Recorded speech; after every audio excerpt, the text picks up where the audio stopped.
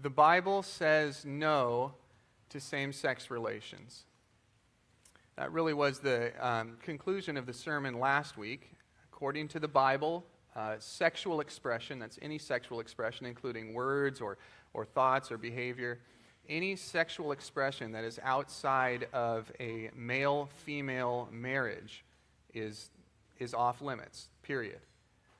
That is the Christian sexual ethic, as we called it last week, kind of the one-sentence summary of what the Bible teaches are the boundaries for sexual expression, and as the Bible has been understood by Christians across the centuries, across cultures, across traditions, almost without exception. So we spent a lot of time last week getting to this conclusion. You know, we tried to work through the whole biblical witness on same-sex relations. We looked big picture, we looked little picture. We tried to answer a lot of common objections that people have to this interpretation of the Bible. So I can understand that, you know, if you missed last week, you might be very uncomfortable with with what I just said is the Christian sexual ethic there. In fact, even if you were here last week, I can understand how you still might be uncomfortable with it, because what the Bible teaches on sex is it's difficult. It's contrary to our natural inclinations. It's very out of step with our cultural values right now. But the Bible is also clear. The Bible is consistent when it comes to sexual expression. Anything outside of a male-female marriage is sin. So now what? It's really the question that we ended on last week is, now what? Now that we know what it is that the Bible teaches, hopefully we're all on the same page about that. We're still really no closer to answering that primary question that's kind of over this entire three-part series on sexuality, which is, isn't the Bible anti-gay? And if so, shouldn't we just kind of toss the whole thing aside? In fact, after last week, after going through all those verses and passages and objections, and maybe now you're more opposed to the Bible, now that you know what it clearly teaches, more convinced that the Bible is hateful or intolerant, more ready to just kind of dismiss it altogether and walk away. And if that's where you're at, I'm really glad that you came back this week, because this week we're going to try to address that question, at least partially. We're going to keep moving forward with it next week as well. Last week was just really about figuring out what the Bible says, the text, all right? This week and next week is more about making sense of what the Bible says. First from a non-Christian perspective this week, and then from a Christian worldview next week. So really those behavior and obedience implications of this question, they're going to be addressed more next week, which is going to be the Bible, sexuality, and the church. That's when we're going to look at this Christian sexual ethic in light of the whole spectrum of biblical doctrine, Christian teaching, and then that's where we ask, how does this fit? How do we live this? Right now, right here in Tacoma. All right, so that's next week. This week is focused more on communication, which would be the Bible, sexuality, and society. How should we as Christians communicate this Christian sexual ethic to those who don't share our views? Or should we even try to communicate the Christian sexual ethic with those who don't share our views? Because, you know, what I said at the very beginning of this sermon, that the Bible clearly and consistently forbids any sexual expression outside of a male-female marriage, that's a very offensive statement for many people in our culture, maybe an offensive statement to you. And not just insensitive, but intolerant. Not just hurtful, but actually hateful for a lot of people. So what should I do when my neighbor, my non-Christian neighbor, asks me about the Christian sexual ethic? What should I say? My brother Vander, he had texted me earlier this week, and he said he knows that, you know, as a teacher in the public school system for over a decade, that Christians often feel like just deer in the headlights whenever these issues of sexuality come up. That was his phrase, deer in the headlights, because, what can he say that won't get him fired? Or if not fired, what can he say that's not going to just, drive away his friends and destroy all these relationships that he's been trying to build for years and years with his neighbors there at the school? This is the territory that Christians are in when we talk about sexuality with our non-Christian friends and neighbors. It's like playing with matches in a room full of gunpowder. And there's a real likelihood everybody could end up getting hurt in the process. And the problem is, more and more, these questions are unavoidable. They're going to come up. The Christian sexual ethic is no longer normal in our culture, if it ever really was. You guys might remember, I think it was like 6 years ago now, when Tim Tebow, back when he was still an NFL quarterback, was asked by a reporter if he was still a virgin, and he said yes, he's waiting for marriage, and everybody just went nuts. They were flabbergasted. What is wrong with this guy? Are you sure? Is that even real? How is this possible? Is this affecting his play as a quarterback? I think he had some other issues, but anyways, this is the kind of response that the Christian sexual ethic receives in our culture. The writer Rod Dreher, who wrote a book called The Benedict Option, he puts it this way. He says, American Christians are going to have to come to terms with the brute fact that we live in a culture in which our beliefs make increasingly little sense. We speak a language that the world more and more either cannot hear or finds offensive to its ears. So when we speak this foreign language, when we, faithfully live out this Christian sexual ethic, questions are going to come up. You won't be able to avoid them. So then, what should you say? Now what?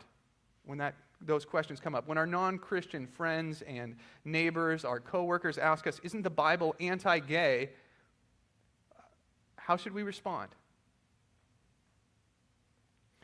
What I hope to do this morning is twofold, all right? First is, if you're here and you're not a Christian and you're one of those people who, what I said at the beginning just sounds insane to you right now. Well, what I hope is by the end of everything this morning that you'll have a better idea of where we're coming from. That doesn't mean, that you're going to want to adopt our viewpoint, but what I hope is that you'll at least get a better sense of the context of the Christian view of sexuality, our motivation in sharing it with other people. And what I really hope is that you will be challenged to do some self-reflection yourself, to think about some really deep questions, the context of your own beliefs, what brought you to where you are. And then second, if you're here this morning, you're a Christian, which, let's be honest, that's got to be the majority of people who would brave the rain and the snow and the wind this morning to come to church. I commend all of you for making it. But if you're here and you're a Christian, my hope is this, that you'll walk out of here not only equipped to answer your neighbor's questions, feeling like, this is something that I can do, but that you'll walk out of here actually looking forward to answering your neighbor's questions, motivated to do it, inspired maybe even. And that's because the operating premise of this morning's sermon is this. It's that the question of sexuality provides the opportunity to ask even bigger questions and thereby invite someone on a journey to begin a journey that leads to Jesus. All right, I'm going to say that again. The question of sexuality provides the opportunity to ask even bigger questions and thereby invite someone to begin a journey that leads to Jesus. And if you love your neighbor, and if Jesus really is who he said he is and has done what he has said he has done, then there is simply no greater joy available for either you or your neighbor than bringing the two of them together. That is our goal. So, how does this work? Well, the operating premise that's on the screen there is based on the understanding that for all people, whether Christian or non-Christian, our view of sexuality isn't just an arbitrary opinion, something that we could believe just because and kind of could be argued out of on an external argument of some sort.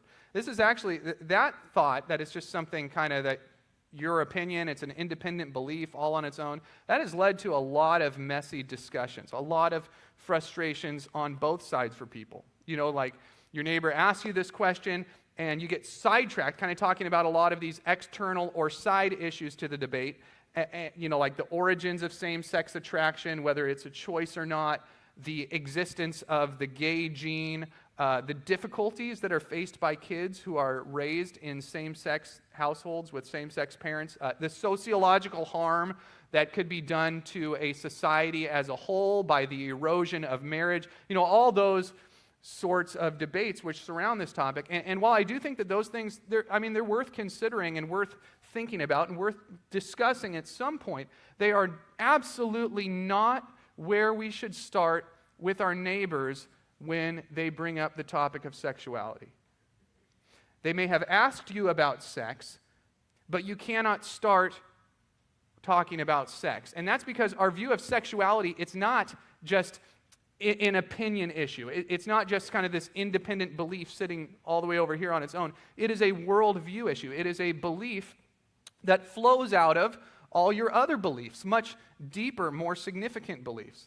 And for worldview issues, you cannot start at the end point, which in this case would be sexuality.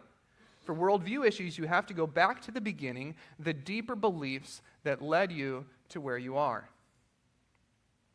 An analogy that kind of helps me think through the nature of this is logging roads.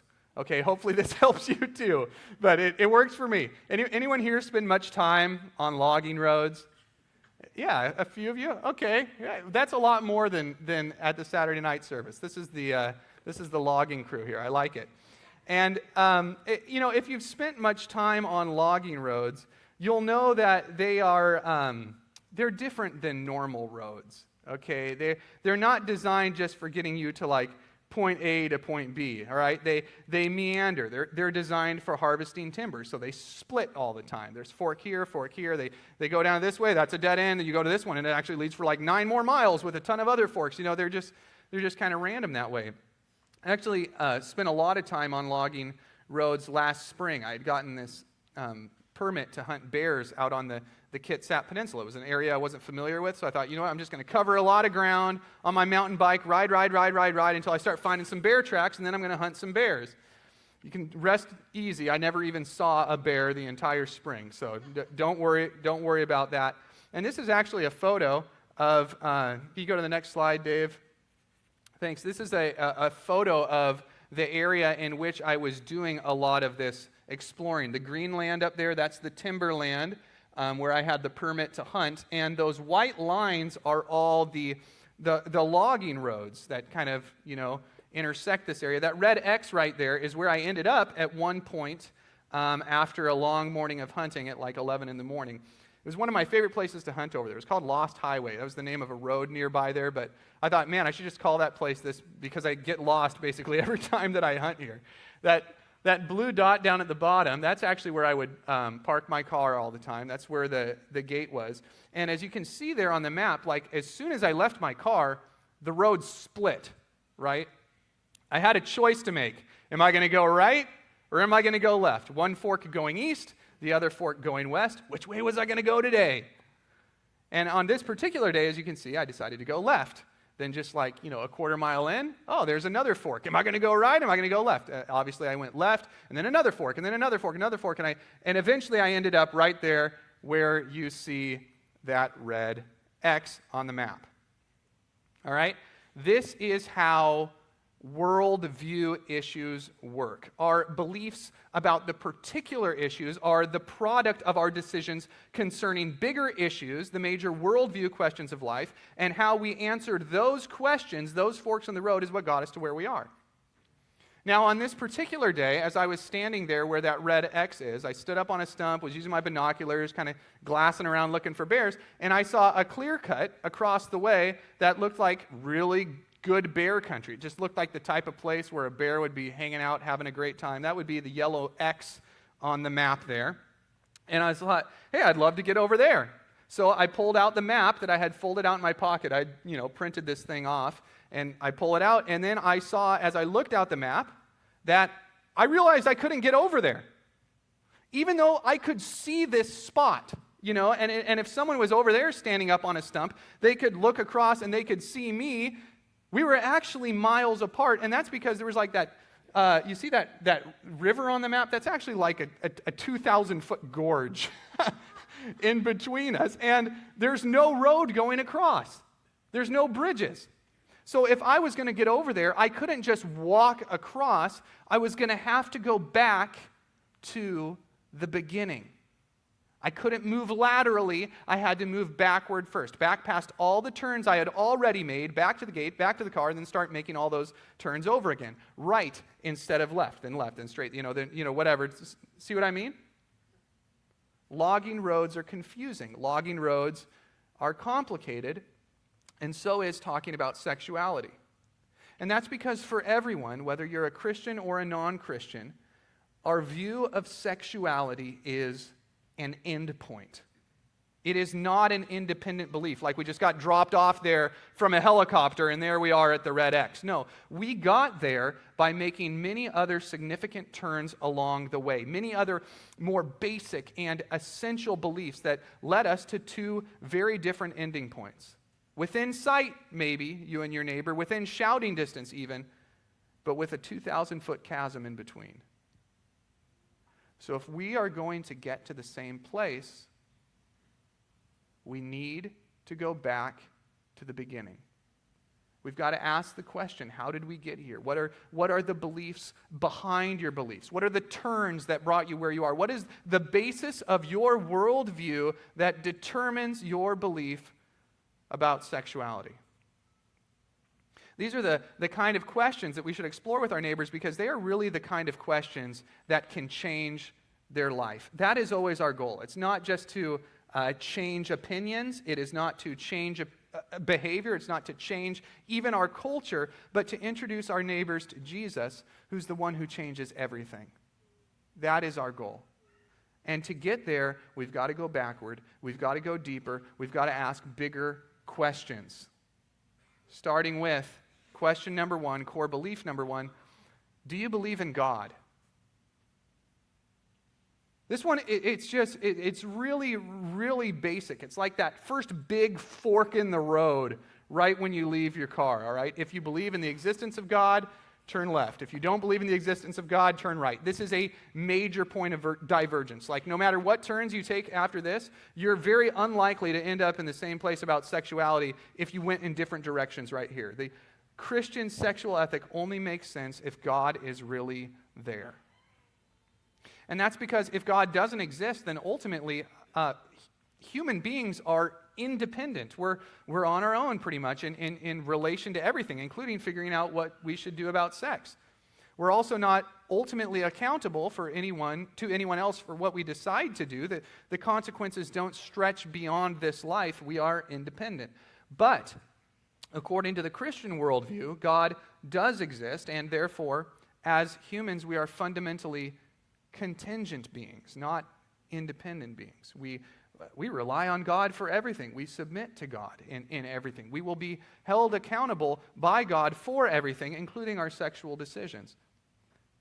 This is one of those questions that's so basic to the discussion that oftentimes we just forget to even ask it. I was talking with a buddy of mine up on Capitol Hill in Seattle about sexuality a few years ago. He found out I was a pastor, brought the topic up. He was like, you don't work at one of those anti-gay churches, do you? And really, the discussion we were having, it wasn't going well.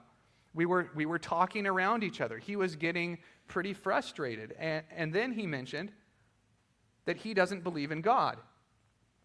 And at that point, our discussion actually got a whole lot better because it changed our focus. We knew we had to zero in on this really major, this basic question, this big fork in the road, and then maybe down the line we could resume our discussion about sexuality. But we both knew we needed to get on the same page about this first, or we weren't going to end up at the same place. So if your neighbor asks you about sexuality and you have that deer in the headlights feeling, please don't run away. I encourage you, enter the discussion. And that's because this question about sexuality opens the door for you to ask this question, Oh, I'm glad you asked about that. But first, do you believe in God? And then this can lead to a discussion about why you do or why you don't. And then that question leads to many others, like question number 2, core belief number 2, how can you know God?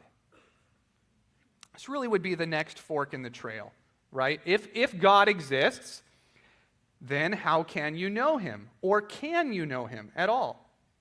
You know, my wife Shauna and I had a conversation with a lady last February where this question right here was the primary point of divergence for us on a worldview level. She was the owner of this gift shop up on Orcas Island where we were up there for vacation. And when she found out I was a pastor, and she got all excited. She said she's very spiritual. She believes in God, but she just completely rejects the Bible. I remember telling her I worked at Fellowship Bible Church, and that's kind of where that got started.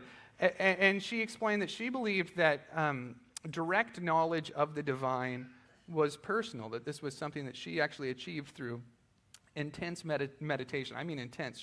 She told Sean and me that she spends 3 days a week, Monday through Wednesday, every single week of the year in her prayer hut on her property there on the island. It's overlooking the water, and she's just meditating, waiting to encounter the divine. She doesn't eat at all during these 3 days every week. All she drinks is water. And I believed her on that because she was very, very thin, like almost cadaverous on her face. And she would just sit there and listen and chant and wait for God. Now, our conversation didn't really go in this direction, but it wouldn't surprise me at all if this lady and I had very different conclusions about sexuality, right? And that's because of this fork in the road, this sharp point of divergence in our worldviews. I believe that God has revealed himself objectively through the written word of the Bible. She believes that God reveals himself subjectively through direct interaction. And if that's the case, then that question right there is what needs to be the center of our discussion. The Christian sexual ethic only makes sense if God has objectively revealed who he is. Now, I know that, I shared that example of that lady, and that sounds a little bit extreme, but she's actually not alone in her method of knowing God, and that's really not by a long shot. Even though, if you look at surveys or whatever, the vast majority of people in U.S. culture believe in God. It's like north of 80% in most cases. Very, very few see the Bible as his fully authoritative, fully true, without error, objective revelation of who he is. So as a result, they end up believing this kind of sort of a build-a-God type of thinking. Kind of like those Build-A-Bear stores in the mall, that they get this God they're kind of able to fashion to their liking to meet their spiritual needs. I'm going to add a little bit more benevolence, a little bit less wrath, a little bit less mystery, maybe a little bit more ho, ho, ho, if that's what they're looking for, That's how they understand God. Now, Christians see things very differently, like Bruce laid out so well in the very first sermon in this 14-part series that we're doing here. Christians pursue the living God, the God who sets his own terms, the God who has revealed himself objectively through the Bible. That's how we know him. It's through the written word, which is why, again, these questions of sexuality are so great to get into with your neighbor. You start there, but then you end up talking about God's revelation, the Bible. And then that question leads naturally into the next one, the question of morality. Core belief number 3, question number 3, what is right and wrong?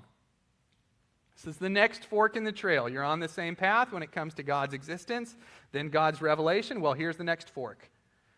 The question of morality. What is right? What is wrong? And then the kicker, how do you know? Because almost everyone in our culture has a pretty robust sense of justice, of right and wrong about all sorts of issues. You talk to the average person on the street, they're going to really think that what some people are doing is wrong and what others are doing is right. Now, for many people in our culture, one of these really black and white issues is care for the environment.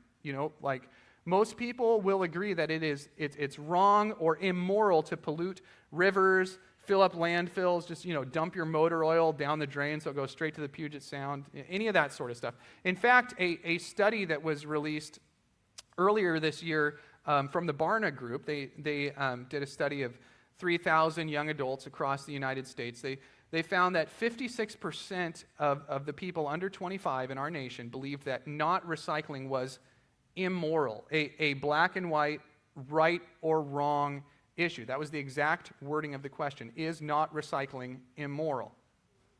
So again, they have this really strong sense of right and wrong, justice and injustice, but where do you get it?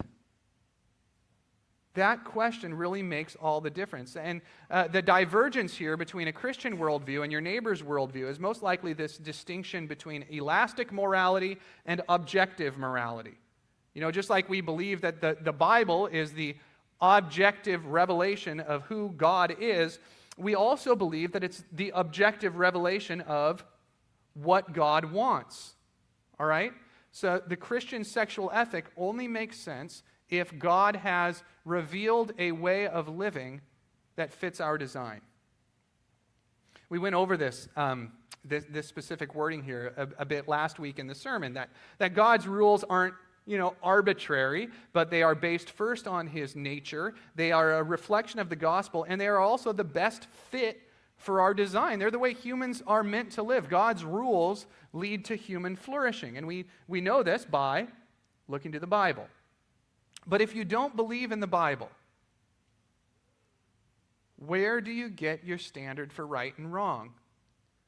It's a difficult question for many people in our culture to answer because most of the time we just don't think about it. We kind of make our decisions of right and wrong based on what feels right, or maybe what most people around us think is right or what's wrong. And if your neighbor is operating under this assumption that morality is elastic, that it can kind of be fit to your personal preferences or the preferences of the majority, then you are going to arrive at very different places when it comes to sexuality.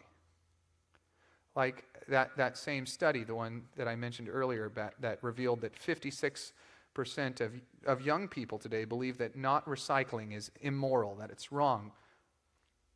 That study also revealed that only 32% of young adults believe that consuming pornography is immoral. 32%, three out of 10. That's it. It's about half the percentage that considers not recycling to be immoral. And I'm not sharing this to get down on recycling. I'm all for recycling. I even will rinse out the yogurt container before I toss it into the bin with the rest of the stuff. So I'm all for recycling, but I share this because it is a real sign of elastic morality. It illustrates how your worldview shapes your perspective of what is right and wrong in very distinct ways. And if you don't address this bigger question right here, then your discussion of sexual morality is going nowhere. And after this question, we get to the next fork in the road, which is question number 4, core belief number 4. Who are you? In questions of sexuality especially, you cannot ignore this question of identity. Who are you?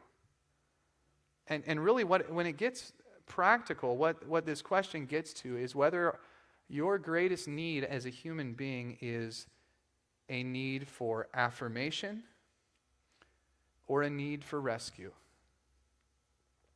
The writer Trevin Wax has a great article that's on the Gospel Coalition right now, that the Gospel Coalition website, that explores this distinction in our culture. If you answer this question right here by believing that you and all people are basically good, then the Christian sexual ethic won't make any sense, because the Christian sexual ethic calls us to change. It calls us to repent. It calls us to run to Jesus for rescue. But if you're a good person already, then you don't need rescue. What you need is affirmation, for someone to agree with the behavior that you're already doing and call it good, to affirm you and your desires, whatever they may be. Now, the Bible presents our condition very differently. According to the Bible, human beings have the potential for great good. We're the crowning glory of all creation. We're made in the image of God and all that, but we have also been thoroughly ruined by sin. It's not that we can't do any good, but what it means to be thoroughly ruined by sin is that every aspect of our being is fundamentally twisted. It's oriented toward selfishness and sin rather than toward goodness and toward God. It's like, the first line of Amazing Grace. Amazing grace, how sweet the sound that saved a wretch.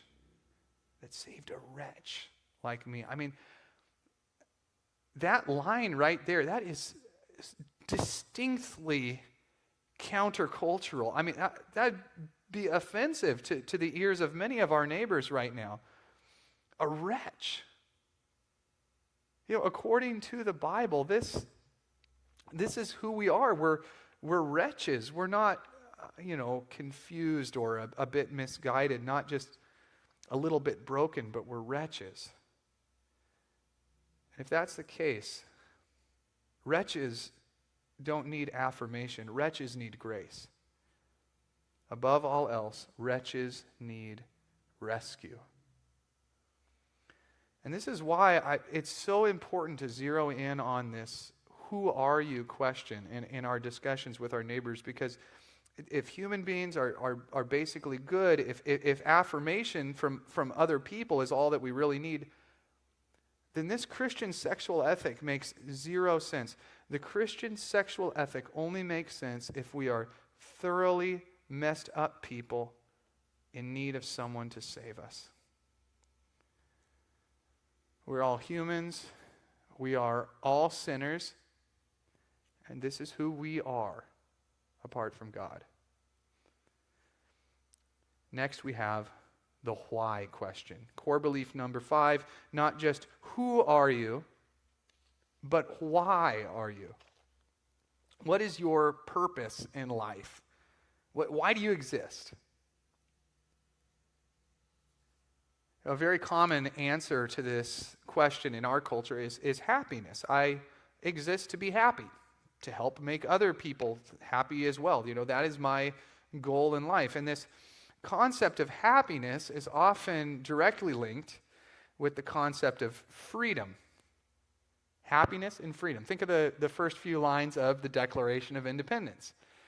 Life, liberty, and the pursuit of happiness. Pursuit of happiness. Happiness is the goal, and freedom is how you get there. Freedom is your path to happiness. You got to be free, to run after what you want. That is the American dream. Well, what we really need to try to point out to our neighbors here is that this understanding of freedom, freedom just being able to do what you want, it's really quite different than the Bible's definition of freedom. Because according to the Bible, freedom is the ability to do what you should, not the ability to do what you want. This is it's a huge point of divergence right here. According to the Bible, our purpose as human beings, it's really twofold. It's one, to love the Lord our God with all our heart, soul, mind, and strength. And second, to love our neighbor as ourselves. It's from the mouth of Jesus himself. Those ought to be our two primary goals, not short-term happiness. It's to love God and love other people. Now, that's not to say that those goals won't make you happy. I do believe that they most certainly will in the long run, but we're going to save all that for next week. For now, just get this, that according to the Bible, the one who is truly free is the person who lives as they should, not just the person who lives how they want. Think about an example here. Think about someone who's a glutton and someone who is an athlete. Okay, someone who just maybe is like a 900-pound guy and he just sits at home and orders pizza all day, breakfast, lunch, and dinner. Or a guy who's just totally lean and ripped like an NFL linebacker or bodybuilder type, you know? So which of those two men is free in regard to food? It's kind of a hard question, isn't it? Because the glutton is the one with the ability to do whatever he wants in regards to food. I mean, he orders pizza all day. He can eat whatever he feels like eating. He eats it all the time. He wants it, goes for it. Probably couldn't even say no if he really wanted to in some cases. But the athlete is the one with the ability to eat as he should. So he does.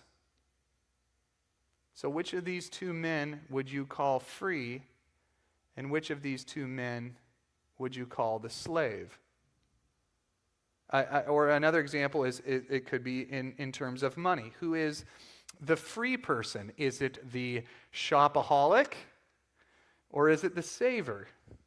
You know, the shopaholic is the person who, you know, just buys what they want. Their credit card's going all the time. They see something, they're going to buy it right there on impulse. But the saver is the one who has the ability to spend money as she should, not just as she wants, you know. So she invests, she saves, she gives generously to others, she buys what she needs. You know, not just spending how she wants, but spending how she should. So which of these women is free in regard to money? And which one is the slave? See how this works? And then you think about this in terms of sexuality. Who is free in regard to sex? Is it the person who does what they want, or the person who does what they should? You know, really the Christian sexual ethic only makes sense if our core purpose, the reason why we exist, is to love God and to love other people. Because if our purpose is short-term happiness, just to, you know, run after what we want, and then if following our desires is the way to get there, then it's worthless. But if the Christian sexual ethic is seen as God's design, the best way for us to express our sexuality in love for God, in service to other people, then the Christian sexual ethic is beautiful and it is liberating. It is the gateway for us to live as we should, to live free. This is why we've got to ask the why question, because you might be really inviting your neighbor to enjoy the greatest freedom that they have ever known, the freedom that only comes by asking this last question, which is really the biggest of the big. What do you know about Jesus? Apart from Christ, the Christian sexual ethic makes no sense. But when you know Jesus, when you see him for who he really is and know him for what he has done for every single one of us, then everything changes. Our goal in talking to our neighbors about this, it's not to defend our position. It's not to change their minds. It's not just to change their behavior. It is always to introduce them to Jesus, the one who changes everything. I'm going to close today with two stories of two women, each of whom can teach us a lot about how to engage with our neighbors on these topics of sexuality. The first is a woman named Rosaria Butterfield. I'm actually not going to share too much of her story because I really want you to buy her book. See, it's listed in your handout there as one of the recommended resources for this week. And it's called The Secret Thoughts of an Unlikely Convert, an English Professor's Journey into Christian Faith. And like all of our resources, this one's going to be available in the FBC library. You can also get it for like $9 on Amazon is what I think I got this copy right here for. I highly recommend it. She's an English professor, so she's a good writer. She's good at telling her story. This book is also just highly insightful, highly personal, and frankly, I think you'll find it inspiring. I wish I could just tell her story, her whole story right here, but she would probably tell it better than I ever could anyway. So get the book. But what I want to zero in on here is really what first started her on what she calls this unlikely journey. It's the willingness of another Christian, a Christian from a very different subculture than she, a Christian much older than she, but a Christian who is willing to engage with her on the issue of sexuality and lead her to ask these larger questions.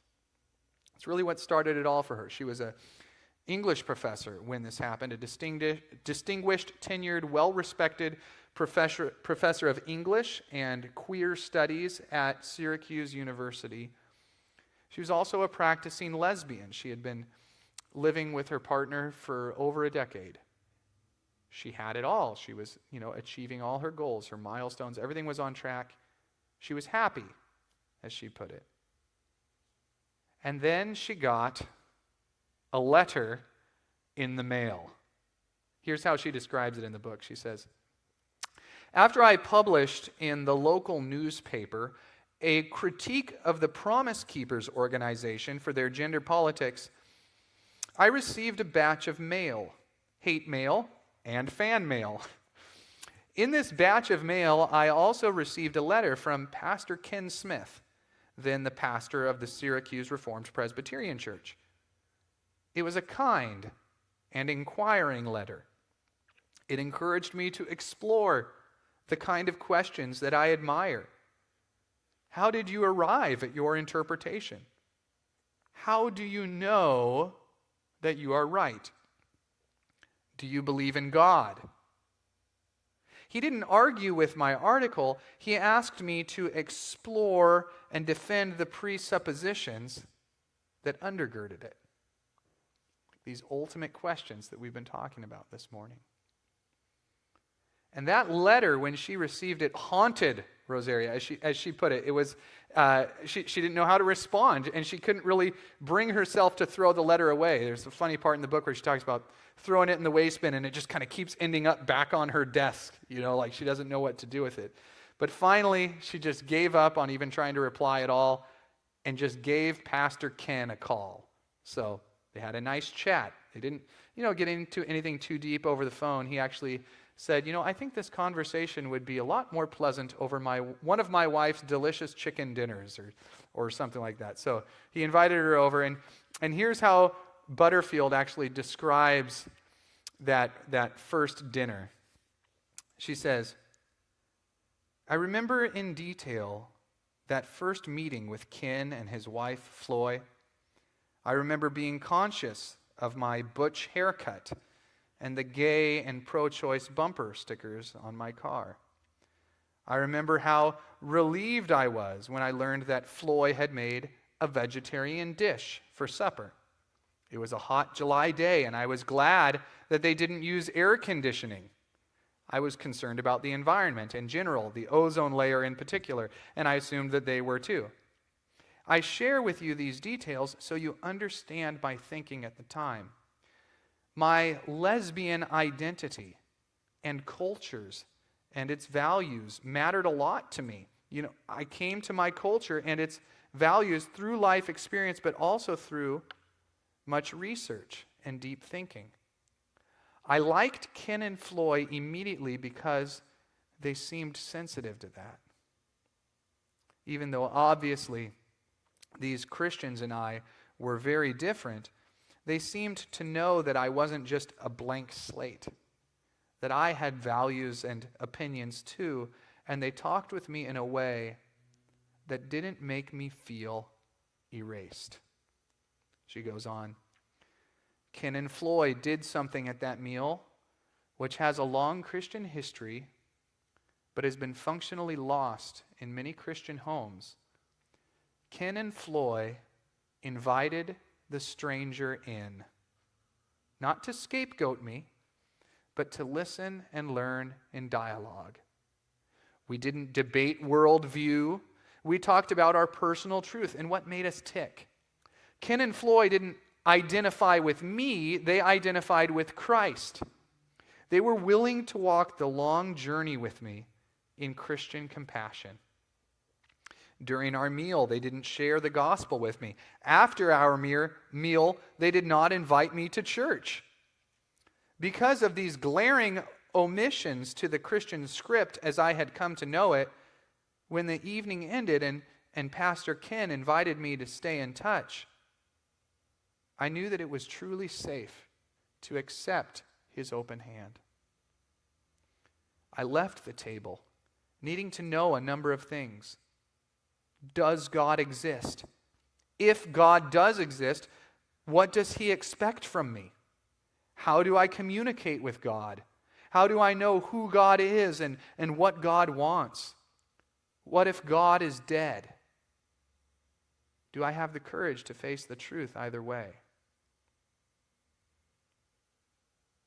And so it was that these questions, these big questions, were the start of a 2-year journey for Butterfield. A messy journey, a traumatic journey, a journey that she actually describes as a train wreck, but a train wreck that led her to Jesus, the one who changed everything. So what about you? Are you willing to invite the stranger in? When these questions of sexuality come up, will you take the opportunity? Will you walk through that open door? Will you ask these bigger questions? Will you take the first steps of that long and messy journey, the journey that just might lead to Jesus? Ken and Floyd are a great example of two Christians who were willing to do this, and Butterfield's life was never the same again. Which brings us to our second story, the story of a woman named Rachel Gilson, which you can actually find this story in last month's issue of Christianity Today. And like the first story, Rachel's story begins in a university setting, Yale University, where she was a freshman in Yale's Selective Humanities program. And also, like the first story, Rachel was a practicing lesbian from San Francisco with no background in Christianity, really no interest in Jesus at all when she stepped onto campus, until an unwitting professor prompted her to ask some of these bigger questions. Here's how she describes it. She says, "In my first philosophy class at Yale, we discussed Descartes' famous statement, cogito ergo sum, I think, therefore I am, and how it influenced his understanding of reality and the nature of God. After some initial dismissiveness, I began compulsively wondering whether God could exist. Back in my room, I started Googling religious search terms like a middle schooler searching for pornography. When my roommate entered, I would slam down the laptop lid and pretend that I was doing French homework instead. I couldn't tell you what my search terms were, but in that wave of web pages, I started to encounter Jesus for the first time. It's hard to describe the preconceived notions that I would have been carrying. Perhaps terms like ancient conservative or unthinking traditionalist give some of the flavor. Yet the articles and the scriptures I found gave a decidedly different impression. Again and again, I saw how Jesus noticed, dignified, and served people I would have thrown aside. Bit by bit, I was troubled by a suspicion that my life was against his life. At the time, I knew two girls who were seriously dating each other. One was training to be a Lutheran minister. I wanted to know how they could reconcile their lives as lesbians with Jesus and his teachings. They assured me that any appearance of conflict rested on historic misinterpretations of Scripture. They thrust a packet into my hands, and I ran back into my room to discover what the Bible really says about sexuality. The packet had a neat internal consistency. It pleased me greatly at first. But as I looked up these verses it claimed to be expounding, I grew frustrated. These revisionist interpretations just didn't line up with the plain meaning of the Bible's words. Feeling duped, I threw the packet on the floor in disgust. Clearly, I was foolish to hope that this old-fashioned religion had any room for someone like me. A few days later, she goes on, I was in the room of a lapsed Catholic friend when I noticed an orange book spine bearing the name Mere Christianity. I knew nothing about C.S. Lewis or this book, but the title intrigued me. I quietly slipped it into my bag. I read and read. One day, as I read between classes in the library, I set it down mid-chapter as it dawned on me. There was a God. My heart and my head could no longer deny it. Yet, along with these glorious certainties came a panicked admission of my own wickedness. I lied and I cheated. I was cruel. I had even stolen a book from a sweet, unsuspecting friend. How could I face a pure and holy God? But when I considered what Jesus had done, how he had endured separation from God so I could be joined, I knew that I would be a fool to reject his offer. As my heart swelled with thankfulness, I clenched my eyes and prayed, surrendering myself to Jesus. And at this point in the story here, Rachel decides to go kind of spur the moment to this Yale Students for Christ meeting, which she had seen a flyer for. And fortunately, she gets connected with two Christian upperclassmen who become her mentors. And then she begins the long journey of the Christian life. But it wasn't easy. It never is. Here's how she puts it in the story. She says, choosing Jesus didn't answer all my questions. In particular, how would I deal with my natural, unshakable attraction to women? I knew the Bible was clear. What I wanted was off limits. But I didn't understand why. How could love, intimacy, and companionship be forbidden by this loving, intimate, companion-seeking God? Thus, I had to learn my first lesson of the Christian life. How to obey before I understood. My whole life had taught me to master a concept before I could agree to it. So how could I possibly agree to something so costly without grasping the reason? In the end, she says, it came down to trust. I knew Jesus was worthy of trust because he had made a greater sacrifice.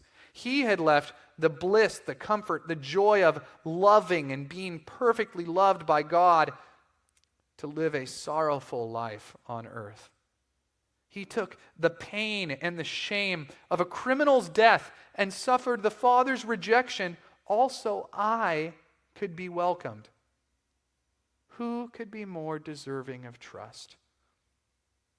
She goes on, the obedience of faith only works when it's rooted in a person, not a rule. imposed on its own. A rule invites us to sit in judgment, weighing its reasonableness or unreasonableness. But a rule flowing from a relationship smooths the way for faithful obedience. When a child doesn't understand her mother's command, the mother's character plays a strong role in what happens next. A cruel, capricious mother is likely to meet resistance, but an affectionate, nurturing mother inspires trust because you know she's on your side profoundly.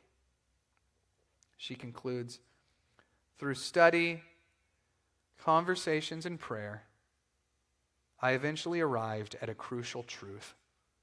That sex wasn't something that God discovered and then fenced about with arbitrary restrictions, but something that God made to teach us and to bless us.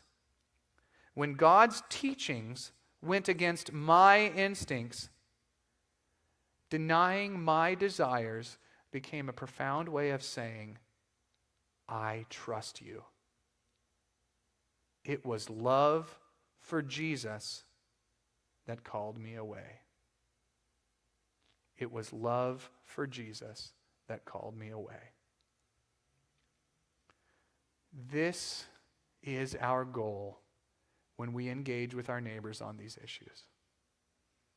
Not to win an argument, not to defend a position, not to get more people on our side, but to introduce people to Jesus and to help them see that he is on their side, calling them into his kingdom in perfect love.